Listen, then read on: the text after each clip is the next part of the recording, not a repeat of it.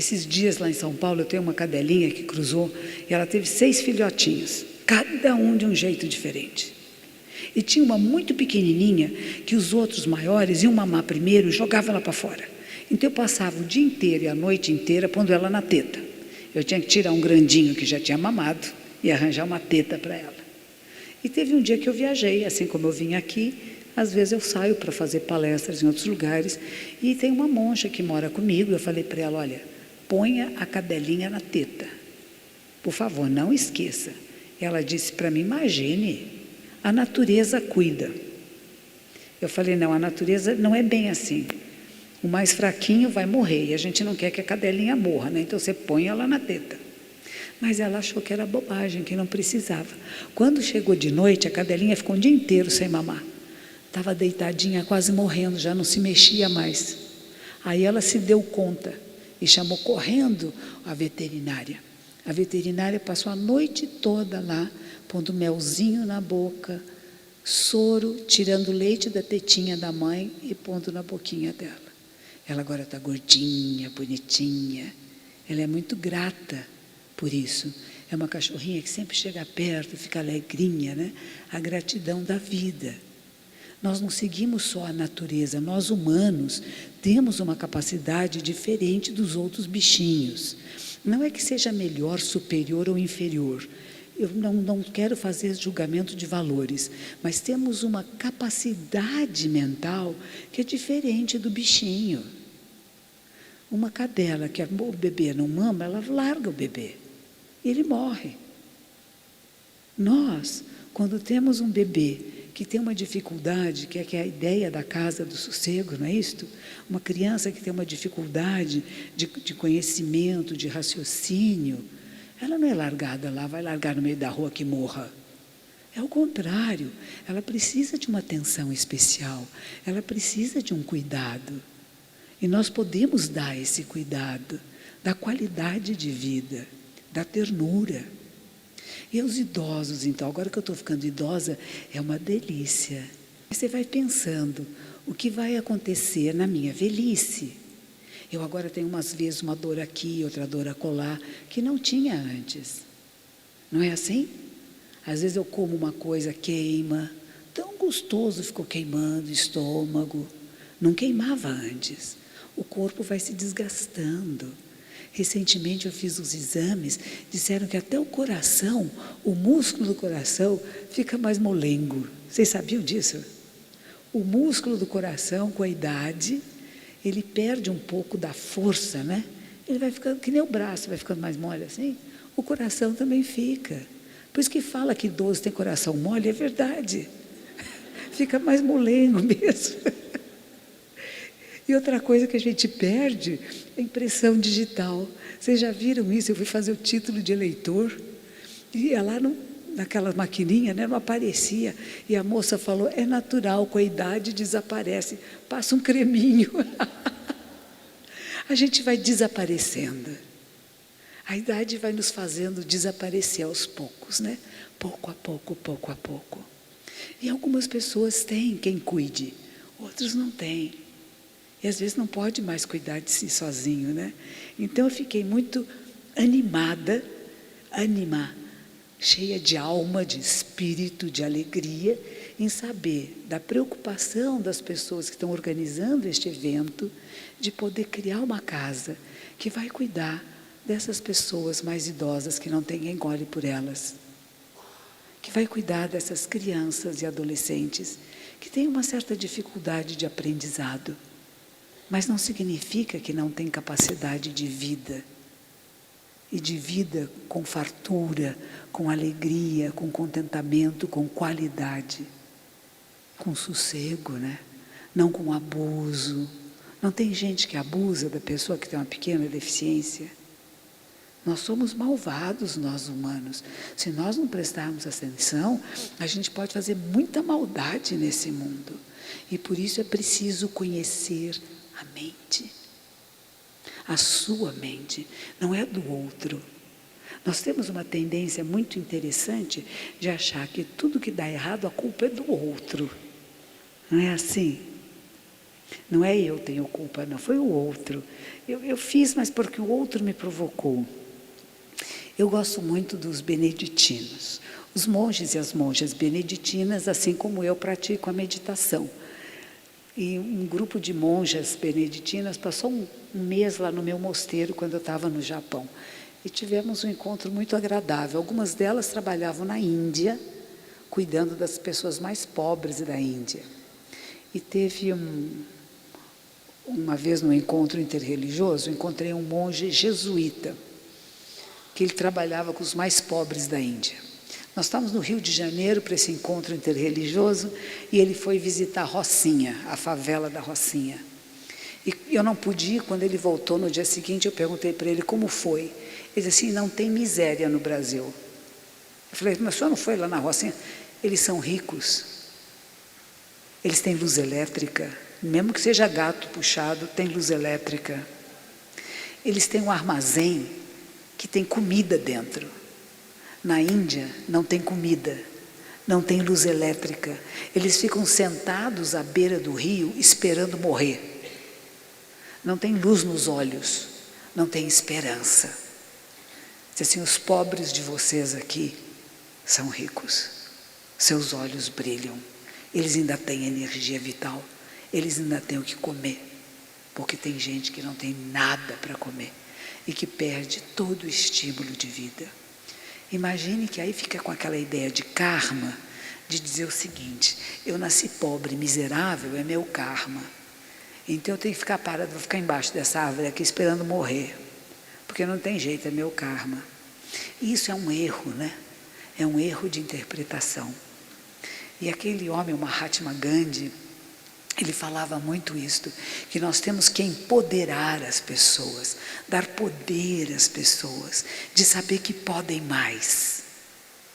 Que você não precisa ficar no sofrimento, que você não precisa ficar na fome, você não precisa ficar na miséria, que você pode exigir os seus direitos, e que isso não é feio, e nem violento, pode ser feito com muita mansidão.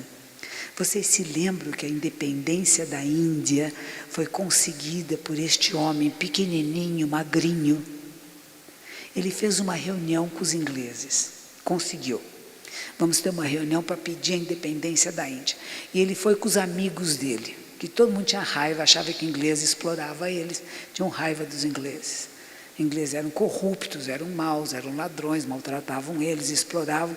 Foram ter a reunião e saiu uma briga, uma confusão, gritando, xingando, e foram embora. E o Gandhi ficou bravo e falou para os amigos dele: eu vou fazer uma outra reunião com eles, mas só vai comigo quem for capaz de amar os ingleses, amar o seu inimigo, amar aquela pessoa que você acha que fez coisas erradas, que não foi bom, que roubou de você, que te enganou, que foi falso. Se você não é capaz de amar, de compreender, de entender este ser, como é que você vai fazer acordo com ele? Porque nós transmitimos uns aos outros, não só o que nós falamos, o nosso corpo fala, os nossos olhos falam, a nossa mente fala. Se você pensa alguma coisa errada de alguém, você já transmitiu para essa pessoa. Aí você tem que trabalhar a sua mente, o seu pensamento. Como é que eu não penso mal dos outros? Mas como é que eu vou entender os outros? Como é que eu compreendo por que estão se manifestando dessa forma? E o que eu faço para que haja mudança? Não de ofender, de xingar, sair na rua gritando palavrões, né? Mas o que podemos fazer para que a mudança aconteça? E ela começa em nós. Ela começa em cada um de nós. Como é que eu me comporto? Vocês vejam, a gente viu os meninos do Estado Islâmico, né? Que estavam cortando a cabeça das pessoas, põem fogo nas pessoas, né? Nós não fazemos isso. Se essa pessoa não concorda comigo, eu corto-lhe a cabeça, não falo mais com ela. Eu queimo, né? Não existe mais para mim. O que é isso? É a mesma coisa. Pelo contrário, se você começa a acolher aqueles que você não entende ainda, não significa que a gente vai deixar impune, não é impunidade que eu estou falando. É compreender. Eu tenho um aluno que é um monge e ele é um policial militar. Ele era muito respeitado por todos os outros policiais militares, porque ele nunca tinha raiva do bandido que ele prendia. A ação é errada. A pessoa, ela também é vítima de uma sociedade violenta. Então nós temos que modificar cada um de nós, para que nós possamos modificar a sociedade e o mundo. Nós queremos que o outro mude, né? Imaginou agora, aqui não está uma caça às bruxas, não dá até medo? Cada dia prende mais um. Cada dia falam que aquele é ladrão, aquele é corrupto. A gente já não sabe nem para quem olhar, né? Mas tem políticos bons, vocês sabiam? Tem.